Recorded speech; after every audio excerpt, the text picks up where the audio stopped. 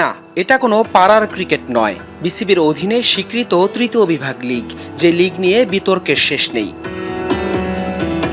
একদিন আগেই থার্ড ডিভিশনে ফিক্সিং নিয়ে প্রতিবেদন করে যমুনা টিভি। এরপর তিনি আরেক ম্যাচে ঘটে মারামারির ঘটনা।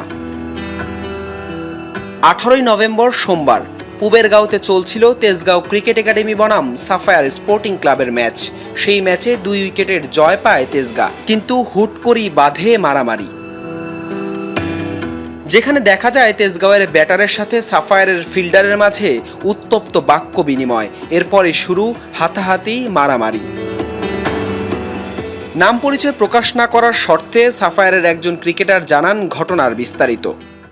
খেলা যখন আমাদের খেলা শেষ হয়েছে তখন আমাদের টিমের একজন লোককে বিকৃত অঙ্গভঙ্গি দেখিয়ে মা বাপ ছিল গালাগালি করছে। তারপর থেকে আর কি এই সূত্রপাতটা শুরু হয়েছে। সাধারণত বাচ্চা মানুষ যারা আছে ওদের বয়স কম, তো ওরা তো একটু হাইপার হবেই। তো হাইপার হয়ে যাওয়ার পরে জিজ্ঞেস করছে যে তুমি কেন আমাকে গালি দিলা। তো ওই তেজগাঁও টিমের যে 3-4 জন প্লেয়ার ছিল ওরা আর কি আমাদের ব্যাট নিয়ে আসছে মারার জন্য।